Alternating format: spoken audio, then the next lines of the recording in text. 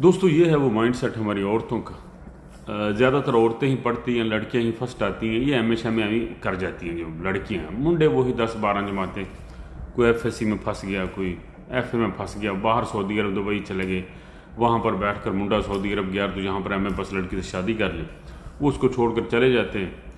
तो पीछे उनकी बनती नहीं है, क्योंकि जो तलीम याफ्ता लोग होते हैं वो गुलाम नहीं बन सकते, तो उनमें पोटेंशल होती है, अना होती है, आकड़ होती है। आप कमेंट्स चेक कर लें, ये वही माइंड सेट है।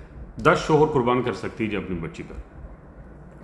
मेरी कल की पोस्ट थी कि आप अगर एक बच्ची लेकर या एक बच्चा लेकर अपने घर में बैठ जाएंगी, जिसकी बच्ची है उसको दे दो, आप आगे सोचो, अगली शादी करो, जिसने आपको छोड़ा है उसको कोई तो सज़ा मिले।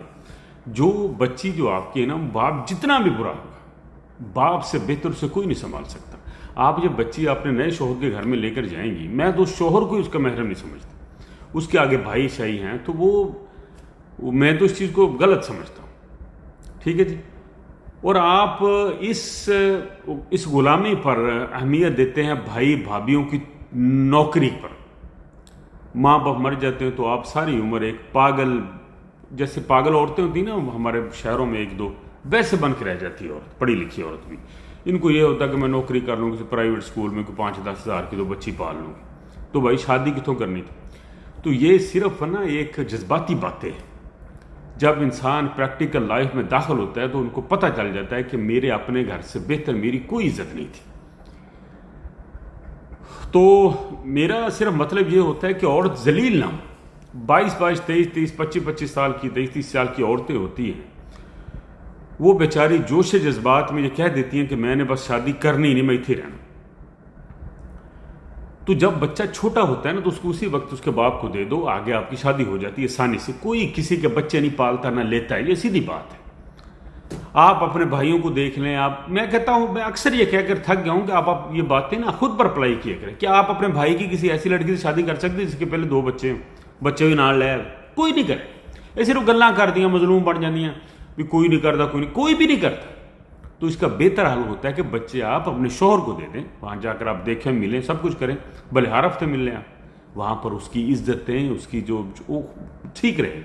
कोई होते हैं गुनशई होते हैं, कोई पागल टाइप लोग होते हैं, वो एक अलग मैटर है। लेकिन ये जो कमेंट है, इसने मुझे हलाक रख दिया। मैं इन्हें कुछ नहीं कहता, जो भी है तरबियत है, जो भी है, लेकिन यही वो सरकशी है जो औरतों को बसने नहीं देती।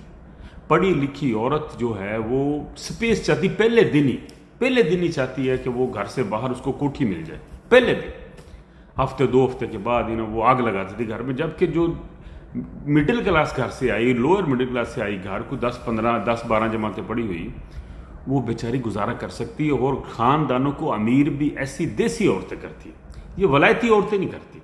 ख़ास तौर पर मैं अजनबियों से ये कहा करता हूँ कि आपने जब भी शादी करनी है तो इस माइंड सेट की औरत से करें। ठीक है जी। हाँ, दुआ में याद रखिए, मेरी इस बहन के लिए दुआएं हैं, अल्लाह उसको और उसकी बच्ची को हिफ्ज़ो-मान में रखे, उनके नसीब भी अच्छे करे।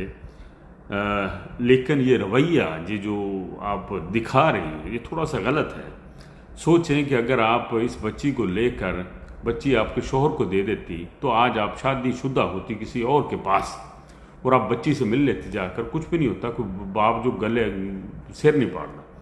और मैं इससे भी बेहतर कहता हूं कि अगर आपने शादी करनी तो बच्ची को अपने भाई के पास भी छोड़ सकती है, भाई भी महरम होता है, बजाय इसके दूसरे शोहर के पास ले जाने की। तो वो एक, ये फिर भी सेफ, वो किसी और शोहर के घर में लेके जाने को ना बच्ची, कोई किसी के बच्चों को अपना बच्चा नहीं समझता, सीधी बात। दुआ में याद रखिए जी। अल्लाह हम सब काम में नसीब।